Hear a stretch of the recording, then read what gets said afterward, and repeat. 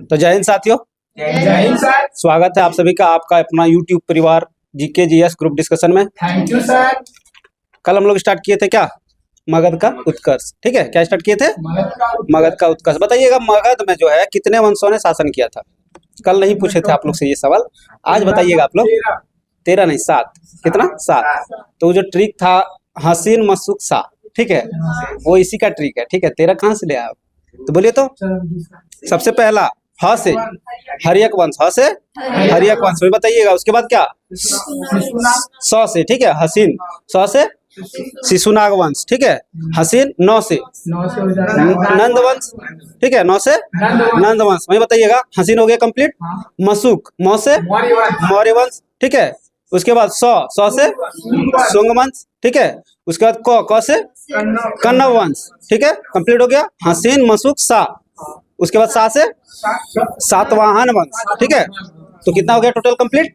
7 हो गया मगध का। आज हम लोग पढ़ेंगे अशोक के बारे में। कल हम लोग पढ़ लिए थे कहाँ तक? बिंदुसार तक पढ़ लिए थे, ठीक है। बताइएगा बिंदुसार का जो उत्तराधिकारी हुए कौन हुए? अशोक, उनका बेटा, ठीक है, उनका बेटा हुए अशोक। और कब? 269 BC में, ठीक है। वो राजगद्दी पर कब बैठे? 269 ईसा पूर्व में, ठीक है। बताइएगा अशोक की माता का नाम क्या था? सुभद्रांगी, ठीक है, सुभद्रांगी। क्या नाम था? सुभद्रांगी। बोल पाते हैं कि नहीं आप? बोलिए तो एक बार। सुभद्रांगी, ठीक है। किसके अनुसार से? दिव्यावदान के अनुसार से, ठीक है। उसकी मम्मी का नाम क्या था? सुभद्रांगी, ठीक है, दिव्यावदान के अनुसार, ठीक है। अब बताइएगा जब अशोक राजगद्दी पर बैठे उस समय वो कहाँ के राज्यपाल थे? अवंती के राज्यपाल थे। कहाँ थे? अवंती के राज्यपाल। अवंती की राजधानी उज्जैन, ठीक है। कहाँ है? उज्जैन। अब बताइएगा कौन से लेख में अशोक का नाम अशोक मिलता है? नहीं, पहला है मास्की, दूसरा गुर्जरा, तीसरा है नेतुर, ठीक है, चौथा है उडेनगोलम। क्या है? उडेगोलम, ठीक है। तो पहला कौन सा है? पहला मास्की, दूसरा गुर्जरा, तीसरा पता नहीं नेतुर, ठीक है।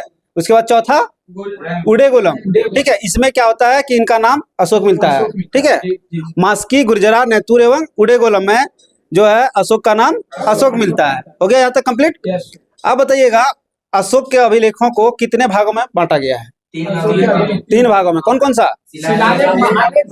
हाँ, शिलालेख, महालेख नहीं, शिलालेख, स्तंभलेख और गुहालेख, ठीक है। तो कितने भागों में बांटा गया है? 3 भागों में, ठीक है। शिलालेख किसको बोलते हैं? जो पत्थर पर लिखा गया है शिलालेख, ठीक है। उसके बाद जो लिख के स्तंभ पे लगा दिया गया स्तंभलेख, और जो गुफा में लिखा गया है, ठीक है, उसके गुहालेख बोलते हैं उसको, ठीक है। बताइएगा अभिलेखों के आधार पर अशोक का इतिहास लिखने का प्रयास किसने किया है? अभिलेखों के ही आधार पर उसका इतिहास लिखा था किसने? D.R. भंडारकर। क्या नाम है? D.R. भंडारकर। क्या नाम है? D.R. भंडारकर, ठीक है। अब बताइएगा किस स्थान से प्राप्त उभारदार मूर्ति शिल्प शिलालेख में अशोक के प्रस्तर रूप चित्र के साथ रानियों अशोक उल्लिखित है? नहीं पढ़े हैं सब? वाह, बहुत अच्छा। तो इसमें देखिए बताया गया है कि कर्नाटक के गुलबर्गा जिला के, ठीक है, कर्नाटक के गुलबर्गा जिला के कनगनहल्ली से, ठीक है, कहां से? कनगनहल्ली से प्राप्त उभयदार मूर्ति शिल्प से जो है प्राप्त हुआ क्या? अशोक के प्रस्तर रूप चित्र के साथ रानियों अशोक, ठीक है। रानियों अशोक मतलब राजा अशोक, उसको राजा अशोक बोला गया है, ठीक है। किसमें? कनगनहल्ली। ऑप्शन आएगा कनगनहल्ली, ठीक है। अगला बताइएगा किस अभिलेख में अशोक ने खुद को मगध का राजा बताया है? किस अभिलेख में? हाँ बताइए सर। नहीं, नाम बताइए। भाब्रू अभिलेख, ठीक है। कौन सा अभिलेख? भाब्रू अभिलेख। भाब्रू अभिलेख में अशोक ने स्वयं को क्या बताया है? मगध का राजा बताया है। क्या बताया है? मगध का राजा, ठीक है। अब बताइएगा पुराणों में अशोक को क्या कहा गया? नहीं, अशोक वर्धन, ठीक है। पुराणों में अशोक वर्धन, ठीक है। वही बताइएगा पुराण में बिंदुसार को क्या कहा गया है? अमित्र। नहीं, भद्रसार, ठीक है, भद्रसार या फिर वारीसार, ठीक है, भद्रसार या फिर वारीसार। वही बताइएगा जैन ग्रंथ में उसे क्या कहा गया है बिंदुसार को? सब भूल गए पीछे वाला सब। सिंहसेन, क्या कहा गया है? सिंहसेन कहा गया है, ठीक है। अगला बताइएगा अशोक के राज्याभिषेक के कितने वर्ष बाद उन्होंने कलिंग पर आक्रमण किया? 8 वर्ष बाद। कब? 8 वर्ष बाद। और कब? 261 ईसा पूर्व में, ठीक है। कब किया था? 261 ईसा पूर्व में, ठीक है। बताइएगा कलिंग की राजधानी? कलिंग की राजधानी तोसली। कलिंग की राजधानी तोसली। कलिंग की राजधानी तोसली। बताइएगा कलिंग आक्रमण का उल्लेख केवें अभिलेख में? 13वें अभिलेख में, ठीक है। कितने? 13वें शिलालेख में। कितने? 13वें शिलालेख में। बताइएगा शिलालेखों की संख्या कितनी है? 14 है, ठीक है। कितनी है? 14। वही स्तंभ लेख की संख्या 7। स्तंभ लेख की संख्या 7। जो किस भाषा में, किस लिपि में? सब है सर आपका ये खरुश ब्राह्मणी लिपि में लिखी गई है। किस लिपि में? ब्राह्मणी लिपि में, ठीक है। अगला बताइएगा किसके कथन के अनुसार मिस्र का राजा फिलाडेल्फस, जिसको बोलते हैं टॉलमी द्वितीय, ठीक है, ने पाटलिपुत्र में डियानिसियस नाम का एक राजदूत भेजा था। प्लिनी के कथन के अनुसार। किसके अनुसार? प्लिनी के कथन के अनुसार, ठीक है। अब बताइएगा अशोक के प्रमुख शिलालेखों का स्थान एवं संबंधित राज्य, ठीक है। प्रमुख शिलालेख है और उसका संबंधित राज्य। तो हम बताते हैं आप लोग को, हम पूछेंगे शिलालेख का स्थान, आप लोग को बताना है संबंधित राज्य, ठीक है। बताइएगा शहबाजगढ़ी कहाँ से? पाकिस्तान, ठीक है। पेशावर कहाँ से? पेशावर पाकिस्तान से। शहबाजगढ़ी कहाँ से? पेशावर पाकिस्तान से। बताइएगा मनसेहरा, पढ़े नहीं है? ये सब चैप्टर नहीं था आप लोग वाला बुक में? कहाँ से खरीदे थे आप लोग? पाकिस्तान से नहीं ले आए थे सीधे जाके आप? नहीं सर पीडीएफ। अच्छा पीडीएफ है ना। मनसेहरा कहाँ से? हजारा, ठीक है, पाकिस्तान। हजारा पाकिस्तान। बताइएगा कालसी उत्तराखंड। कालसी उत्तराखंड। कालसी उत्तराखंड। बताइएगा गिरनार गुजरात। Very good. गिरनार गुजरात। बताइएगा धौली तथा जौगढ़ उड़ीसा कहाँ से? उड़ीसा से। कहाँ से? उड़ीसा की। बताइएगा एर्रगुड्डी, हाँ, आंध्र प्रदेश। कहाँ से? आंध्र प्रदेश। एर्रगुड्डी आंध्र प्रदेश। बताइएगा राजूल आंध्र प्रदेश। आंध्र प्रदेश। वही बताइएगा मंडगिरी, वो भी आंध्र प्रदेश। कहाँ से? आंध्र प्रदेश। बताइएगा सोपारा, हाँ, महाराष्ट्र। सोपारा महाराष्ट्र। बताइएगा रूपनाथ तथा गुर्जरा, हाँ, नहीं सर, मध्य प्रदेश, ठीक है। रूपनाथ तथा गुर्जरा मध्य प्रदेश। रूपनाथ तथा गुर्जरा मध्य प्रदेश। बताइएगा सासाराम बिहार।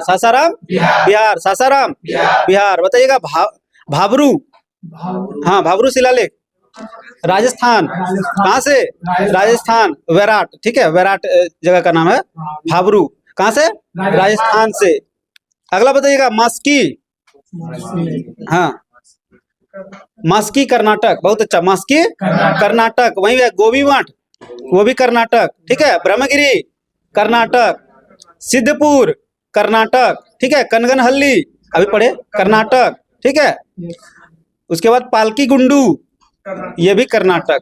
अब बताइएगा अरोरा कहाँ से? उत्तर प्रदेश, ठीक है। अरोरा उत्तर प्रदेश। अरोरा उत्तर प्रदेश। हो गया कंप्लीट। अब बताइएगा कि अशोक किस धर्म के अनुयायी थे? बौद्ध धर्म के। किस धर्म के? बौद्ध धर्म के। और यही इसका अगर पिताजी पूछे तो बिंदुसार आजीवक संप्रदाय के, ठीक है, आजीवक संप्रदाय के। तो बताइएगा कि किससे प्रभावित होकर इन्होंने बौद्ध धर्म अपना लिया था? नहीं, नाम क्या था? नाम किससे प्रभावित हुई? तो नहीं, निग्रोध। क्या नाम था?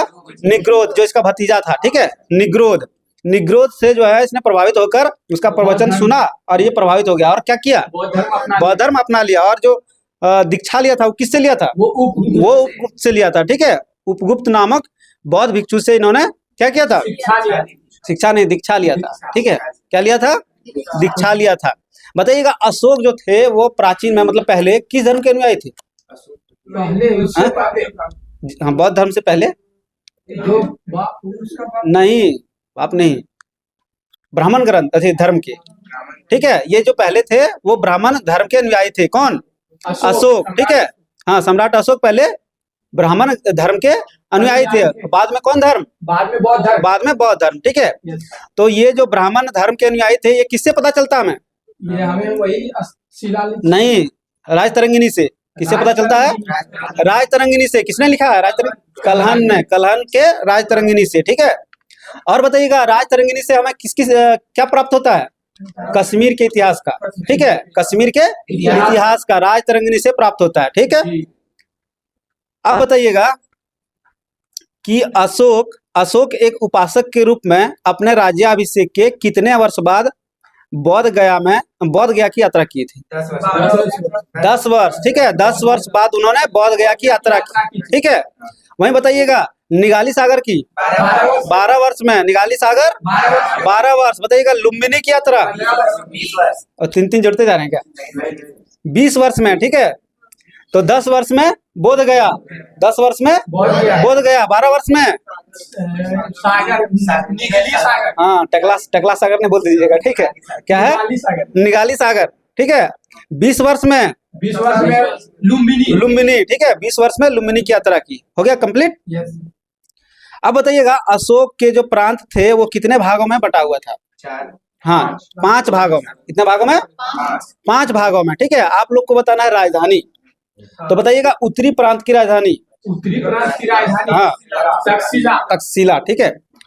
उत्तरी प्रांत की तक्षशिला। बताइएगा, दक्षिणी प्रांत की? दक्षिणी प्रांत की हो जाएगा सुवर्णगिरी। दक्षिणी प्रांत की सुवर्णगिरी। बताइएगा, अवंती की? उज्जैन, ठीक है। अवंती की उज्जैन। बताइएगा, कलिंग की राजधानी? कलिंग की राजधानी तोसली। कलिंग की तोसली। बताइएगा, पूर्वी प्रांत की? पाटलिपुत्र। पूर्वी प्रांत की? पाटलिपुत्र। हो गया। अब बताइएगा, अशोक ने अपने आजीविकों को रहने के लिए, ठीक है, कितने गुफाओं का निर्माण कराया था? 4 गुफाओं का। कहाँ पर? बराबर की पहाड़ी में। बराबर की पहाड़ी अगर पूछे कहाँ है, तो ये गया में है, ठीक है। कहाँ है? गया में है, ठीक है। तो बताइएगा, किसने जो 4 गुफाओं का निर्माण कराया था, उसका नाम? एक सुदामा था, बहुत अच्छा। विश्व झोपड़ी, बहुत अच्छा।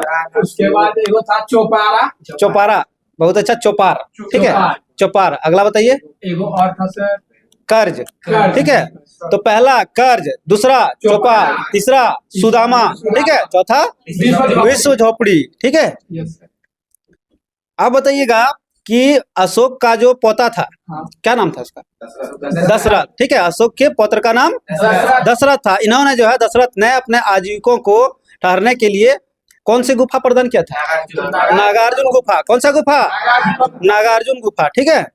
जिसका उल्लेख केवल शिलालेख में है? हाँ, 7वें स्तंभ लेख में, ठीक है। 7वें स्तंभ लेख में। स्तंभ लेख की संख्या कितनी है? 7, ठीक है। लेकिन वो कितने जगह से प्राप्त हुए हैं? 6 जगह से ही प्राप्त हो गए हैं, ठीक है। 7 स्तंभ लेख 6 जगह से प्राप्त हुआ, ठीक है।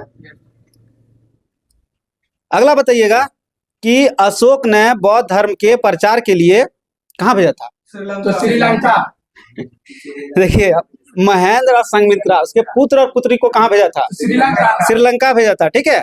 तो पुत्र का नाम महेंद्र और पुत्री का नाम संघमित्रा, ठीक है। ये दोनों को कहाँ भेजा था? श्रीलंका भेजा था, ठीक है।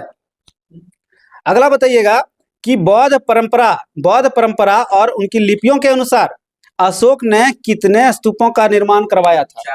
84,000। कितने हजार? 84,000, ठीक है।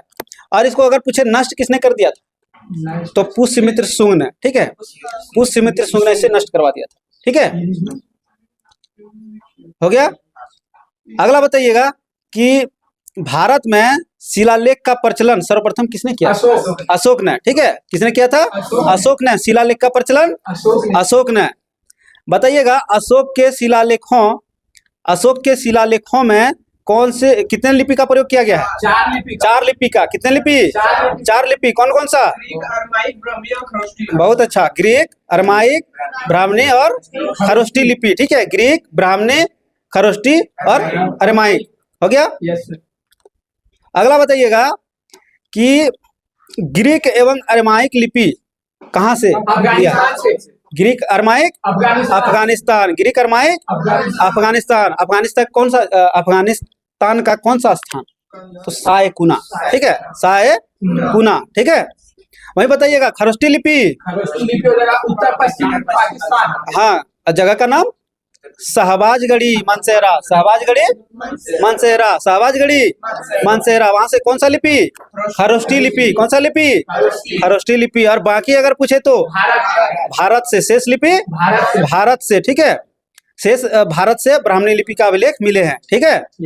अब बताइएगा खरोष्टी लिपि किधर से किधर लिखी जाती है? दाएं से बाएं। दाएं से बाएं, दाएं से बाएं, ठीक है। खरोष्टी लिपि दाएं से बाएं। हो गया यहाँ तक कंप्लीट। अब बताइएगा अशोक के शिलालेख की खोज कब की गई थी? 1837 नहीं, 1750 ने किसने की थी? 1750 में किसने की थी? फिल्ड्रेस नहीं, हाँ, फैन-थेलर। क्या नाम है? फैन-थेलर, ठीक है। अशोक के शिलालेख की खोज फैन-थेलर ने कब की थी? 1750 में, 1750 में, ठीक है, 1750 में। बताइएगा शिलालेख की संख्या? 14। शिलालेख की संख्या 14, ठीक है। अब बताइएगा अशोक के जो अभिलेख थे उसे पढ़ने में सबसे पहली सफलता किसने प्राप्त की? James Prinsep. किसने की थी? James Prinsep. कब? 1837। बताइएगा स्तंभ लेखों की संख्या? 7, ठीक है। कितने? 7। जो कितने स्थान से प्राप्त हुए? 6 स्थान से। कितने स्थान से? 6 स्थान से, ठीक है। अब बताइएगा कि प्रयाग स्तंभ लेख कहाँ स्थित था? उत्तर प्रदेश। कौशाम्बी। कहाँ स्थित था? कौशाम्बी, ठीक है। प्रयाग स्तंभ लेख जो है सबसे पहले कहाँ स्थित था? कौशाम्बी में। और उसे जो है कौशाम्बी से इलाहाबाद किसने लाया था? अकबर ने। किसने लाया था? अकबर ने। कहाँ से कहाँ? तो कौशाम्बी से इलाहाबाद। कौशाम्बी से इलाहाबाद, ठीक है। प्रयाग स्तंभ लेख, इसीलिए उसको बोलते हैं प्रयाग स्तंभ लेख। क्या बोलते हैं? प्रयाग स्तंभ लेख। अब बताइएगा कि फिरोज शाह तुगलक ने, नहीं, आंसर भी बता दिया आपको ठीक है। टोपरा से दिल्ली किसने लाया था? फिरोज शाह तुगलक ने, FBT, ठीक है।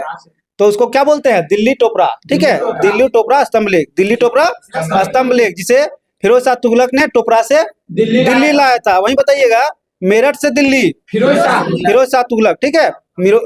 मेरठ से दिल्ली फिरोज शाह तुगलक। हो गया। तो यहीं तक था टॉपिक, अब हो गया। अब कल से जो है टॉपिक, अच्छा ये वाला कंप्लीट कर लेते हैं, ठीक है, ये वाला कंप्लीट कर ही लेते हैं। बताइएगा रामपुर अभिलेख कहाँ स्थित है? हाँ, बिहार का चंपारण। कौन चंपारण अगर पूछे तो? पश्चिमी चंपारण, ठीक है, बिहार का पश्चिमी चंपारण। इसकी खोज कब हुई थी? 1872 में, ठीक है, 1872 में। किसके द्वारा? कार्लाइल के द्वारा। यहीं तक 6 गो है ना इसका स्तंभ लेख, यहाँ तक कंप्लीट कर देते हैं, ठीक है। उसके बाद जो है कल से यहाँ से स्टार्ट होगा, कौशाम्बी से। हो गया। बताइएगा लौरिया नंदनगढ़ कहाँ स्थित है? हाँ, कौन सा चंपारण? पश्चिमी चंपारण, ठीक है। कौन सा चंपारण? पश्चिमी चंपारण, ठीक है। इस स्तंभ पर मोर का चित्र बना है। किस स्तंभ पर? तो बिहार चंपारण नहीं लौरिया नंदनगढ़, ठीक है, लौरिया नंदनगढ़ जो बिहार के चंपारण, पश्चिमी चंपारण में स्थित है। और इस स्तंभ पर जो है मोर का चित्र बना है। कौन सा? मोर का चित्र। कौन सा स्तंभ लेख? भूल गए। लौरिया नंदनगढ़, लौरिया नंदनगढ़, लौरिया नंदनगढ़। बताइएगा लौरिया अरेराज कहाँ है? हाँ, पूर्वी चंपारण में। कहाँ है? पूर्वी चंपारण में, बिहार के पूर्वी चंपारण में लौरिया अरेराज। और वही रामपुर पश्चिमी चंपारण में। तो हो गया कंप्लीट यहाँ तक। अब कल से जो है टॉपिक रहेगा कौशाम्बी का अभिलेख को रानी का अभिलेख कहा जाता है। यहीं से लेकर, ठीक है, यहां से लेकर और यहां से लेकर भारत के यवन राज्य पूरा, ठीक रहेगा ना? बड़ा नहीं ना होगा टॉपिक? ठीक है, मिलते हैं अगले क्लास में। आज के लिए जय हिंद साथियों। जय हिंद सर।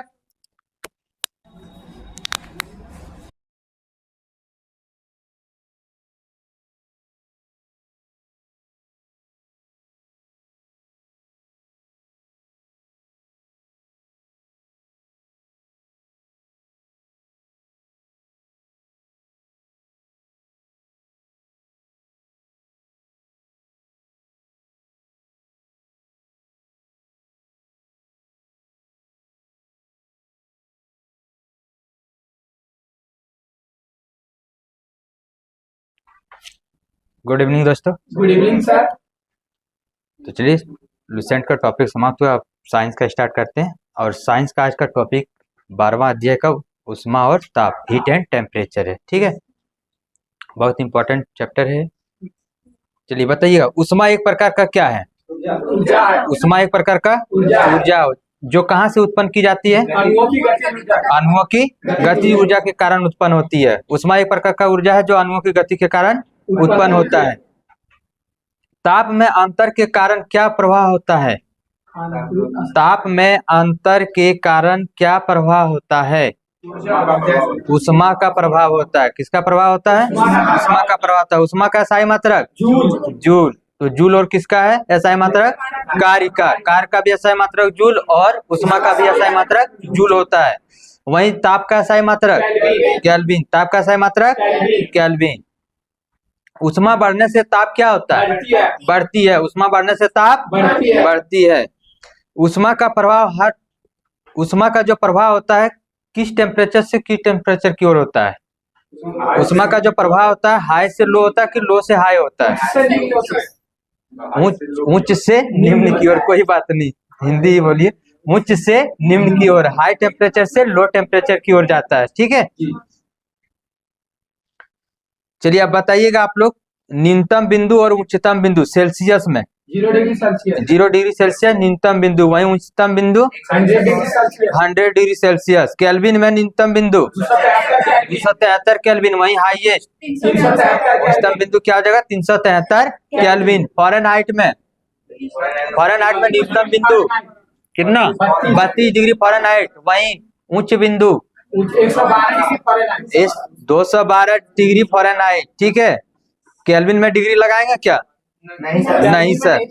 ठीक है, रूमर न्यूनतम बिंदु रूमर का 0 डिग्री रूमर, वहीं मैक्सिमम 82। उच्चतम बिंदु क्या हो जाएगा? 80 डिग्री रूमर। कहीं 112 कहीं 82, क्या बात है?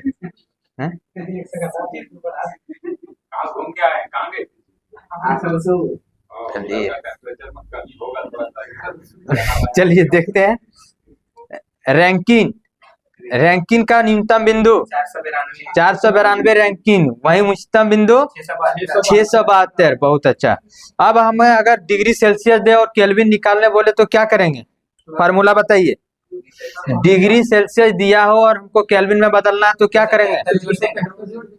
273 जोड़ देंगे। और वहीं अगर केल्विन दिया हो और डिग्री सेल्सियस में जाना तो 273 घटा देंगे। लेकिन अगर किसी का अगर हमको मान लीजिए केल्विन न दिया, डिग्री सेल्सियस से फ़ारेनहाइट दे, तो यहाँ देखिएगा डिग्री सेल्सियस माइनस न्यूनतम, यहाँ होगा मैक्सिमम माइनस न्यूनतम मतलब मिनिमम। ठीक है, उच्चतम माइनस न्यूनतम बटे में बराबर फ़ारेनहाइट का भी फ़ारेनहाइट माइनस न्यूनतम और उसका फ़ारेनहाइट का ही मैक्सिमम और मिनिमम लेना है। बस यही सूत्र से जो निकालने देगा वही निकलेगा।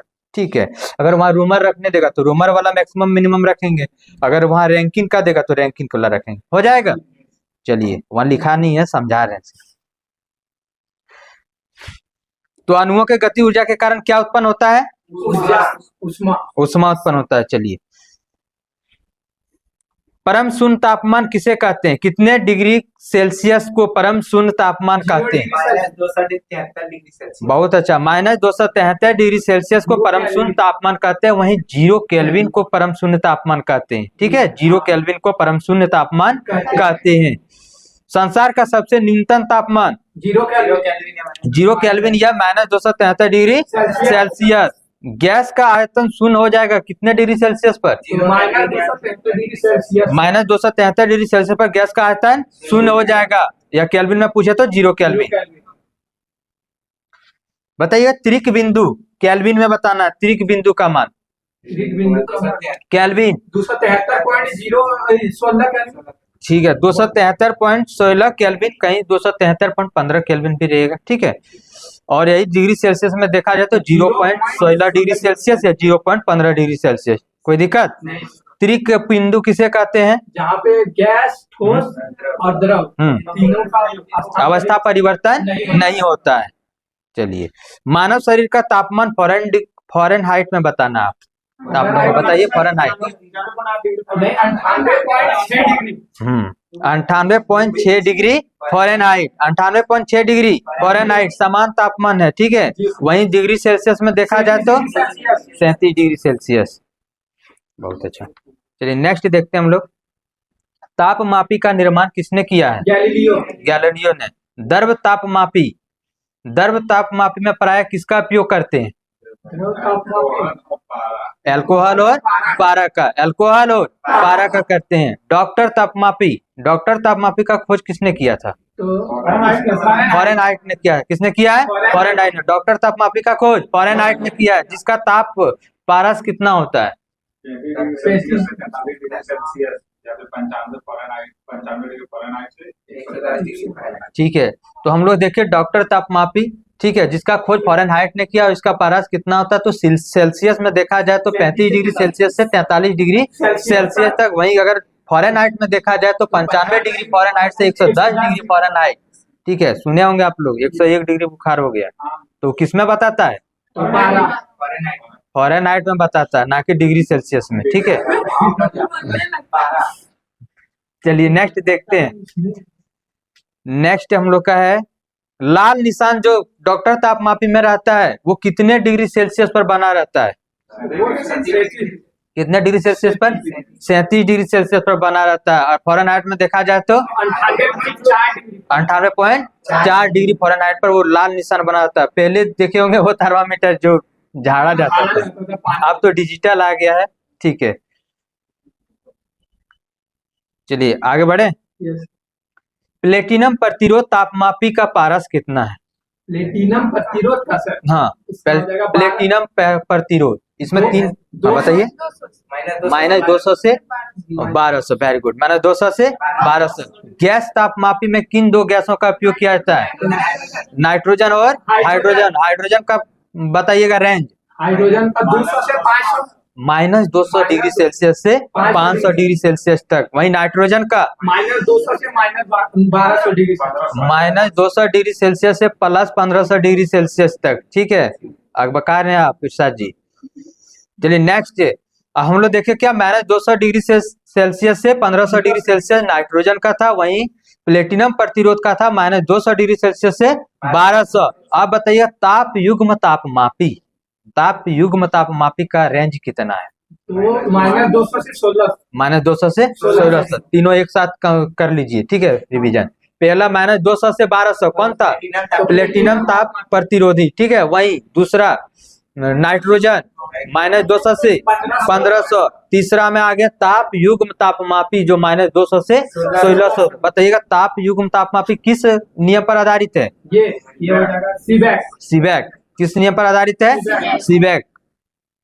पूर्ण विकिरण उत्तापमापी जिसे पायरोमीटर कहा जाता है, पायरोमीटर से क्या मापा जाता है? इससे सूर्य का उष्मा, हाँ, सूर्य का तापमान मापा जाता है। तो बताइएगा कि पूर्ण विकिरण उत्तापमापी का रेंज क्या है? 800 डिग्री सेल्सियस से हाई। 800 डिग्री सेल्सियस से ऊपर जितना भी है सब किस में आ जाएगा? पूर्ण विकिरण उत्तापमापी। घनत्व बराबर क्या होता है? घनत्व बराबर क्या होता है? द्रव्यमान बटे आयतन। तापमान बढ़ने पर आयतन क्या होगा? तापमान बढ़ने पर आयतन क्या होगा? तापमान बढ़ने पर आयतन बढ़ेगा और घनत्व घटेगा, क्योंकि आयतन बढ़ रहा है तो घनत्व क्या हो जाएगा? घटेगा। तो यहाँ 3 पॉइंट हम लोग को याद रखना कि तापमान बढ़ने से आयतन बढ़ता है और घनत्व घटता है। चलिए, वह कौन सी विधि है जहां उष्मा का संचरण एक स्थान से दूसरे स्थान तक बिना अणुओं की गति की होती है? बिना अणुओं के गति का कौन सा विधि होगा? चालन विधि। कौन सा विधि होगा? चालन विधि। उष्मा का वह कौन सी विधि है जहां उष्मा का संचरण एक स्थान से दूसरे स्थान बिना अणुओं की गति का करेगा? तो चालन विधि। चालन विधि सबसे अधिक किसमें होता है? ठोस में। किसमें होता है? ठोस में। और उष्मा संचरण का सबसे धीमी अगर गति कहे तो चालन। ठीक है, चालन। लोहे की कुर्सी लकड़ी के कुर्सी के तुलना में लोहे की कुर्सी अधिक ठंडी अधिक गर्म प्रतीत होती है, क्योंकि लोहे का चालन क्या होगा? अधिक होगा और लकड़ी का कम होगा। इसीलिए वो क्या बोलते हैं? लोहे जल्दी गर्म भी हो जाता है और जल्दी ठंड भी हो जाता है। चलिए नेक्स्ट है उष्मा का वह संचरण विधि जिसमें उष्मा का संचरण एक स्थान से दूसरे स्थान तक अणुओं के गति के कारण होता है। क्या हो जाएगा? संवहन। और संवहन किसमें पॉसिबल है? द्रव और गैस में। द्रव और गैस में संवहन पॉसिबल है, और ये चालन विधि से थोड़ा अधिक होता है इसका स्पीड। ठीक है, चालन के तुलना में इसका उष्मा संचरण क्या होता है? अधिक तेजी से होता है। उष्मा का वह कौन सी विधि है जिसमें उष्मा का संचरण बिना माध्यम के या माध्यम रहने पर माध्यम को बिना गर्म किए ट्रांसफर हो जाता है या प्रभावित हो जाता है? क्या हो जाएगा? विकिरण विधि। तो बताइए विकिरण विधि द्वारा कौन सी, विकिरण विधि पर कौन कौन कार्य करता है ये बताना। एग्जाम्पल, परमाणु भट्टी से हमें ताप जो मिलता है, सूर्य के जो किरण से हमें ताप मिलता है। ठीक है, तो सूर्य की उष्मा पृथ्वी तक पहुंचती है किस विधि के कारण? विकिरण की विधि के कारण, विकिरण विधि द्वारा। जबकि वायुमंडल गर्म किस विधि द्वारा होता है? संवहन विधि द्वारा। विकिरण का क्या काम था? कि किसी माध्यम को गर्म ना करके डायरेक्ट आपके पास उष्मा को पहुंचा देना। ठीक है, भट्टी की उष्मा मनुष्य तक पहुंचती है किस विधि द्वारा? विकिरण विधि द्वारा। बहुत अच्छा। ठंडे के दिनों में कपड़ों का कार्य शरीर की उष्मा को बाहर जाने से क्या करता है? रोकता है। इसीलिए अगर नहीं जैकेट वैकेट पहने तो 3-4 कमीज पहन लीजिए ना, उष्मा को वो रोक देगा। प्लास्टिक, हाँ सर। देखिए दोहरी झील जब बनता है ना, तो इसके पास जब हवा का रहता है तो ये इसको ना ही इधर जाने देता है, और इसी कारण फिर तीसरा लेयर जब लेंगे तो इसके कारण क्या होता है कि हमारे अंदर जो टेम्परेचर है वो बाहर के टेम्परेचर को अंदर नहीं, बल्कि हमारे अंदर जो टेम्परेचर है उसे बाहर आने नहीं देता है। क्योंकि बाहर में क्या है? ठंडा। हमारा जो टेम्परेचर है शरीर का वो 37 डिग्री सेल्सियस है, और बाहर में 20 डिग्री सेल्सियस है। तो हाई टेम्परेचर से कहाँ जाएगा? लो टेम्परेचर में। तो मेरा शरीर से सारा उष्मा निकलने लगता है, जिसके कारण हमें ठंड महसूस होने लगता है। जब हम 3-4 लेयर पहन लेंगे जावे नहीं करेगा। ठीक है, चलिए नेक्स्ट। शीतलन नियम किसने दिया है? न्यूटन है। शीतलन नियम किसने दिया है? न्यूटन ने। क्या शीतलन नियम सर? तो किसी पिंड के उष्मा ह्रास के दर उस पिंड के ताप तथा उसके चारों ओर के माध्यम के ताप के अंतर का समानुपाती होता है। ठीक है, कहीं समानुपाती की जगह अनुक्रमानुपाती दे देगा। तो ऐसा नहीं सोचिएगा कि अनुक्रमानुपाती दे दिया तो उल्टा मार दे। मैथ में आप लोग पढ़े होंगे प्रतिकूल अनुकूल। अनुकूल का मतलब सेम डायरेक्शन में, और प्रतिकूल का मतलब अपोजिट डायरेक्शन में। ठीक है, पढ़े हैं ना? उष्मा गतिकी का शून्यवां नियम बता सकते हैं कोई? उष्मा गति का शून्यवां नियम क्या दर्शाता है? तापमान। किस तरह का तापमान? इस नियम के अनुसार अगर ए का ताप बी के ताप के बराबर है और बी का ताप सी के ताप के बराबर है, तो हम कह सकते हैं कि जो ए का ताप है वो सी के ताप के बराबर है। ये किस नियम के अनुसार? उष्मा गतिकी के शून्यवां नियम के अनुसार। उष्मा गति के शून्यवां नियम तापमान को परिभाषित करता है। किसको परिभाषित करता है? तापमान को परिभाषित करता है। चलिए यही एक क्वेश्चन आ गया, बल को परिभाषित कौन सा न्यूटन का गति का नियम करता है? तो प्रथम नियम बल को परिभाषित करता है। चलिए नेक्स्ट देखेंगे हम लोग। किस नियम के अनुसार दो वस्तु को दी गई उष्मा से वह वस्तु या वह मशीन दो कार्य करता है? पहला कार्य अपने आंतरिक ऊर्जा में वृद्धि, दूसरा बाह्य में। यह कौन सा नियम? प्रथम नियम। कौन सा नियम है?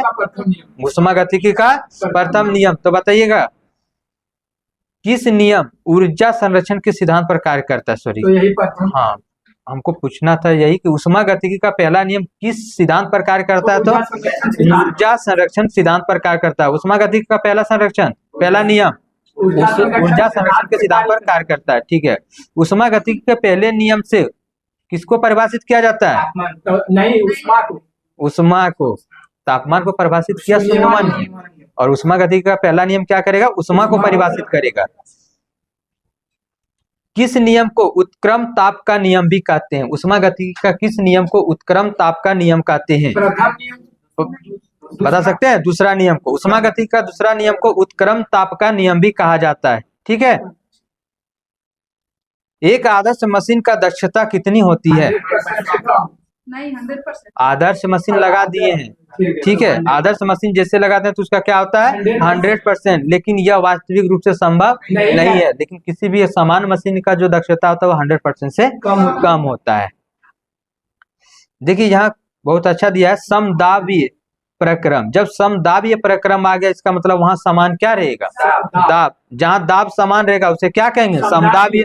जहाँ आयतन समान रहेगा या नियत रहेगा वहां सम आयतनिक। सम आयतनिक। और जहाँ तापमान नियत रहेगा वहां समतापीय। और जहाँ उष्मा नियत रहेगा वहां रुद्धोष्म। क्या कहलाएगा? रुद्धोष्म। इस तरह का क्वेश्चन देगा कि हाँ तापमान अलग अलग लेकिन उष्मा। दोस्तों हम देखिए जो कांस्टेंट रख रहे हैं वही हम बता रहे हैं सब में, ठीक है, कि कौन नियत रहेगा।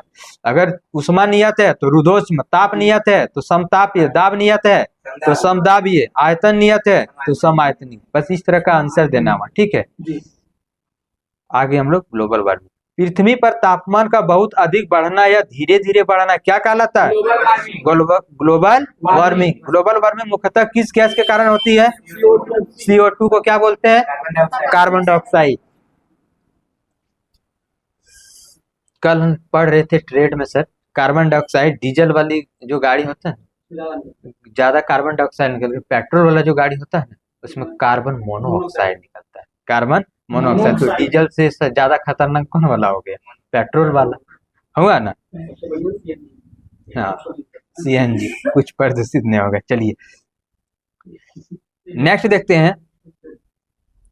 पृथ्वी पर सूर्य के द्वारा छोड़े गए अवरक्त किरण को कौन आने तो देता है लेकिन जाने नहीं देता है? CO2। कार्बन डाइऑक्साइड कौन से किरण को आने देता है? अवरक्त किरण को, लेकिन जाने नहीं देता है। वही सूर्य से निकलने वाली दो किरण का नाम अवरक्त किरण और परावैंगनिक किरण। तो परावैंगनिक किरण को कौन से लेयर रोक लेता है? ओजोन परत रोक लेता है। कौन से रोक लेता है? ओजोन परत। और ओजोन परत किस मंडल में पाया जाता है? समताप मंडल में पाया जाता है। ओजोन परत को मापने की इकाई को क्या कहते हैं? डॉप्सन। डॉप्सन द्वारा ओजोन परत की मोटाई या फिर उसकी इकाई को मापा जाता है। ओजोन परत जो है उसका नाश हो रहा है किस गैस के द्वारा? Chlorofluorocarbon CFC। ठीक है, CFC कहाँ से निकलती है? AC refrigerator. AC refrigerator, fridge जो बोल सकते हैं सर आप, ठीक। और उसमें ठंडा रहने के लिए कौन सा गैस डाला जाता है रेफ्रिजरेटर में? Freon gas. बताइए उष्मा का सबसे अच्छा अवशोषक किसे माना जाता है? काजल को। कितना परसेंट से? 95% उष्मा का विकिरण का अवशोषित करता है कौन? काजल। जो काजल सबसे अच्छा कृष्ण पिंड माना जाता है, सबसे अच्छा कृष्ण पिंड। काला आदमी सारे उष्मा को विकिरण को अवशोषित कर लेता है, इसलिए अधिक गर्मी उसे लगती है। किसे? काला आदमी को, ठीक है। और गोरे आदमी को विकिरण को क्या करता है? परावर्तित कर देता है, इसलिए उसे कम गर्मी लगती है। गर्मी के दिनों में सफेद वस्त्र का उपयोग किया जाता है क्योंकि वह सारे उष्मा को विकिरण क्या करता है? परावर्तित कर देता है। वहीं काले रंग के कपड़े क्या करता है? उष्मा को अवशोषित कर लेता है। चलिए, ठंडे के दिनों में काला कपड़ा का उपयोग किया जाता है क्योंकि काला कपड़ा उष्मा को क्या करता है? अवशोषित। और सफेद कपड़ा परावर्तित। बस। तो एक क्वेश्चन है कि गर्मी के दिनों में छाते के ऊपर कैसा कलर होगा? छतरी के ऊपर ऊपर क्या होगा? सफेद होगा, ठीक है। क्योंकि कपड़ा सर यहाँ साइंस का आप क्या यूज कर रहे हैं उससे कोई लेना देना यहाँ नहीं है, ठीक है। आप कपड़ा यूज कीजिए, प्लास्टिक यूज कीजिए, ठीक ना। यहाँ बोल रहा कि ऊपर में क्या रहना चाहिए? देखिए ऊपर में अगर सफेद रखेंगे तभी तो वो प्रकाश को परावर्तित करेगा, उष्मा को परावर्तित करेगा, जिसके कारण हमें उतना गर्मी महसूस नहीं होगा। नहीं तो फिर गर्मी दिनों में छाते रखने का क्या कारण? अच्छा, चलिए नेक्स्ट देखते हैं। कौन से नियम के अनुसार उष्मा की जितनी अच्छी अवशोषक होगी वह उतना ही अच्छी उत्सर्जक होगी? किरचॉफ के नियम के अनुसार। कौन से नियम के अनुसार? किरचॉफ के अनुसार। अगर रेखीय प्रसार गुणांक निकालना जाए तो वो किस आधार में रहेगा? तो रेखीय में रहेगा, ठीक है। अगर क्षेत्रफल में क्षेत्रफल में परिवर्तन होता है तो वो कौन सा प्रसार हो जाएगा? क्षेत्रीय प्रसार। आयतन में परिवर्तन होगा तो आयतन प्रसार गुणांक, ठीक है। और तीनों को अल्फा बीटा गामा से सूचित किया गया है, ठीक है। वहीं अगर देखा जाए तो अल्फा बीटा गामा का अनुपात क्या होगा? 1 2 3 कैसे है तो वो भी बता दिए थे, एक बार फिर से बता देते हैं। ठीक है, metre metre square metre cube. ठीक है, metre metre square metre cube, 1 2 3। चलिए नेक्स्ट है ऑप्शन, क्वेश्चन है, ऑप्शन बताइए, सॉरी आंसर बताइएगा आप लोग। कुछ ऐसे पदार्थ जिसे गर्म करने पर आयतन क्या होता है? बढ़ता है। तो बताइएगा कौन कौन ऐसा पदार्थ है जिसको गर्म करने पर आयतन बढ़ता है? घी हो गया, नारियल का तेल हो गया, ठीक है, घी, धातु के प्लेट और मोम, ठीक है। और कुछ ऐसे पदार्थ जो दाब बढ़ाने पर क्वथनांक गलनांक बढ़ता है, दाब बढ़ाने पर क्वथनांक गलनांक बढ़ता है। पानी आयतन बढ़ता है, उसका क्वथनांक बढ़ जाएगा। हाँ सर, जैसे अभी कुछ देर पहले हम दिए ना एग्जाम्पल घी नारियल, तो वो क्या बोले हम कि कुछ ऐसे पदार्थ जिसे गर्म करने पर आयतन बढ़ता है, अगर आयतन बढ़ता है तो दाब बढ़ाने पर उसका क्वथनांक गलनांक दोनों बढ़ जाता है। ठीक है। कुछ पदार्थ ऐसे जो गर्म करने पर आयतन घटता है, क्या होता है? घटता है। जैसे जैसे ढलवा लोहा, बहुत अच्छा सर, बर्फ, ढलवा लोहा और बिस्मत, ढलवा लोहा बिस्मत और बर्फ, ये क्या है? ये सब पदार्थ है जिसको गर्म करने पर आयतन इसका क्या होगा? घट जाएगा। जब आयतन घटेगा तो दाब बढ़ाने पर इसका क्वथनांक गलनांक क्या हो जाएगा? घट जाएगा। बर्फ के दो टुकड़ों को अगर आपस में दबाया जाता है तो दाब बढ़ने पर गलनांक क्या होगा? गलनांक घट जाएगा, गलनांक घट जाएगा। पहाड़ पर रखी बर्फ नीचे से पिघलती है क्योंकि दाब अधिक होने पर गलनांक कम हो जाता है। चलिए 4 डिग्री सेल्सियस वाला फिर से आ गया क्वेश्चन, ठीक है, दिमाग में है ना ग्राफ? चलिए पहले आयतन और तापमान का देखते हैं, ठीक है। तो बताइएगा 0 डिग्री सेल्सियस से 4 डिग्री सेल्सियस जाएंगे तो आयतन क्या होगा? 0 डिग्री सेल्सियस। हाँ, 0 डिग्री से 4 डिग्री सेल्सियस तक जाएंगे तो आयतन घटेगा, आयतन घटेगा। और 4 डिग्री सेल्सियस पर 4 डिग्री सेल्सियस न्यूनतम हो जाएगा। अगर पूछा जाए कि न्यूनतम आयतन कितना डिग्री सेल्सियस पर होगा तो 4 डिग्री सेल्सियस पर, और 4 डिग्री सेल्सियस से ऊपर जाएगा तो क्या होगा? बढ़ेगा। वहीं अगर घनत्व और तापमान में देखें तो 0 डिग्री सेल्सियस से अगर 4 डिग्री सेल्सियस की ओर जाएंगे तो घनत्व क्या होगा? पहले क्या होगा? बढ़ेगा। और 4 डिग्री सेल्सियस पर क्या हो जाएगा? महत्तम हो जाएगा। क्या हो जाएगा? महत्तम। उसके बाद फिर 4 डिग्री सेल्सियस से जैसे आगे बढ़ेगा वो क्या होगा? घटेगा। हो गया क्लियर? चलिए, बर्फ के पिघलने के बाद आयतन क्या होता है? आयतन क्या होता है? घट जाता है, ठीक है। बर्फ के पिघलने के बाद आयतन घट जाता है। पानी का घनत्व कितना होता है? 1000 केजी प्रति मीटर क्यूब। बर्फ का घनत्व 900 केजी प्रति मीटर क्यूब। अत्यधिक ठंडे प्रदेशों में झील में ऊपरी सतह पर पानी बर्फ बन जाता है, जबकि निचली सतह पर तापमान क्या रहता है? 4 डिग्री सेल्सियस। कितना रहता है? 4 डिग्री सेल्सियस। खाद्य पदार्थों को रेफ्रिजरेटर में कितने डिग्री सेल्सियस पर संरक्षित रखा जाता है? 4 डिग्री सेल्सियस पर। चलिए बहुत अच्छा। नेक्स्ट क्वेश्चन है, वह इंजन जो उष्मा को कार्य में बदल देता है उसे क्या कहते हैं?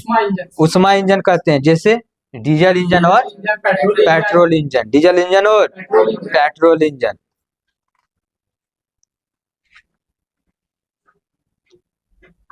एकांक द्रव्यमान के ताप को 1 डिग्री सेल्सियस से बढ़ाने के लिए आवश्यक उष्मा की मात्रा जब अवस्था अपरिवर्तित रहे, जब अवस्था अपरिवर्तित रहे तो विशिष्ट धारिता क्या, उसे क्या कहते हैं?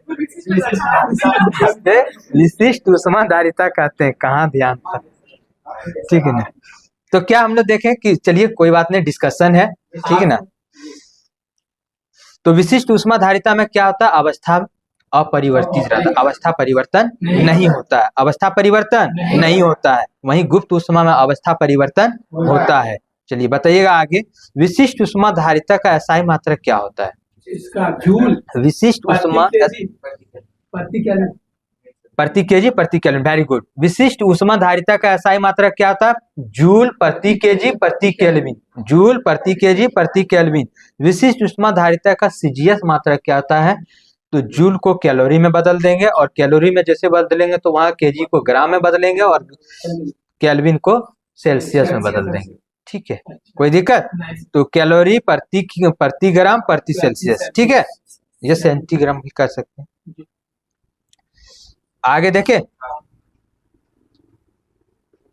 जो जल्दी गर्म होगा उसकी विशिष्ट उष्मा क्या होगी? उतनी का अधिक होती जो जल्दी गर्म होगा उसका विशिष्ट उष्मा धारिता कम होगी, और धीरे धीरे गर्म होगा उसकी विशिष्ट उष्मा धारिता अधिक होगी। जैसे पानी का विशिष्ट उष्मा धारिता क्या होता है? अधिक होता है। किसके अपेक्षा? तो तेल के अपेक्षा हम कह सकते हैं। तेल का विशिष्ट उष्मा धारिता क्या होता है? कम होता है, क्योंकि तेल जितना जल्दी गर्म होगा उतना जल्दी ठंडा भी हो जाएगा। पानी जितना देर से गर्म होगा उतना देर से ठंडा भी होगा।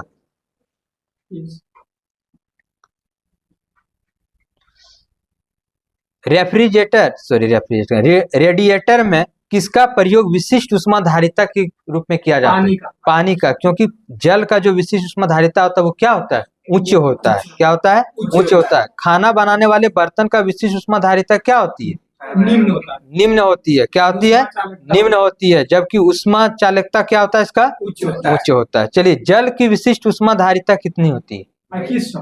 4200 जूल प्रति केजी प्रति केल्विन। बार बार इसको बोलते रहिएगा, ऐसा ही मात्रा को, तभी रिपीट रहे, क्योंकि पूछा गया है गुरुत्वाकर्षण नियतांक। ठीक है, जल की विशिष्ट उष्मा धारिता कितना आता है? तो 4200 जूल प्रति केजी प्रति केल्विन।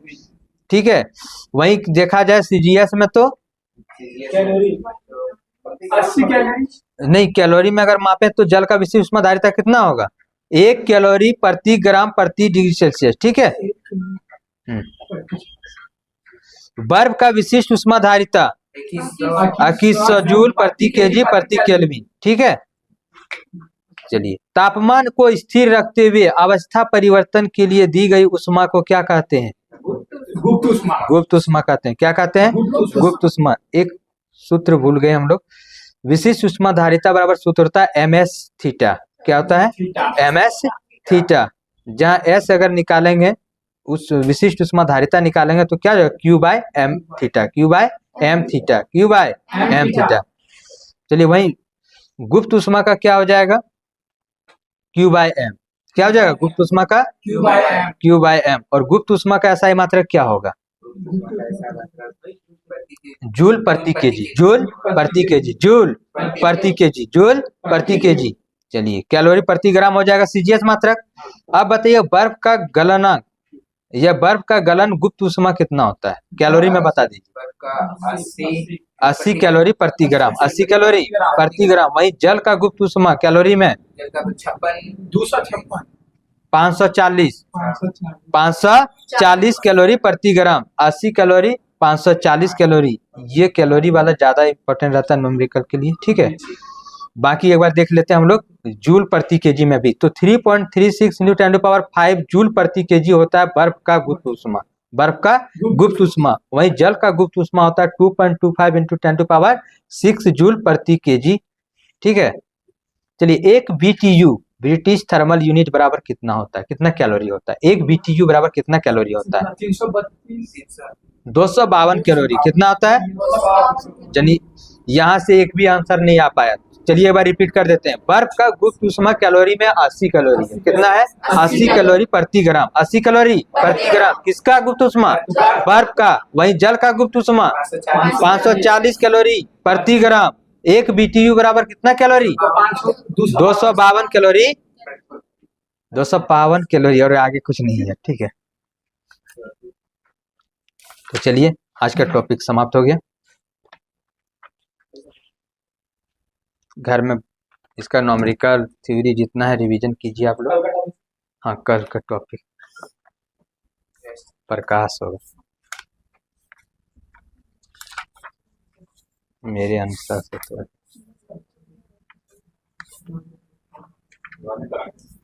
ध्वनि तरंग है, वेव एंड साउंड, तरंग एवं ध्वनि। ठीक है, तरंग और ध्वनि।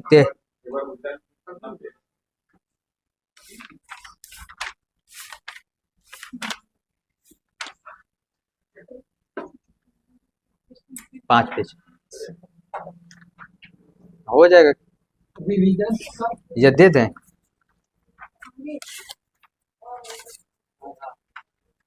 वही करते हैं, वहां भी टॉपिक लंबा पड़ा है रिसेंट में। चलिए डॉपलर प्रभाव तक रखिए, ठीक है। दो भागों में बांट देते हैं, तरंग और ध्वनि को डॉपलर प्रभाव तक रखते हैं। तो साइंस का टॉपिक है ध्वनि और तरंग में, ठीक है, डॉपलर प्रभाव था स्टार्टिंग से डॉपलर, और वैसे पीडीएफ मिल जाएगा कहाँ तक दिया जाएगा, ठीक है। तो ठीक है दोस्तों, मिलते हैं नेक्स्ट क्लास में। Thank you sir.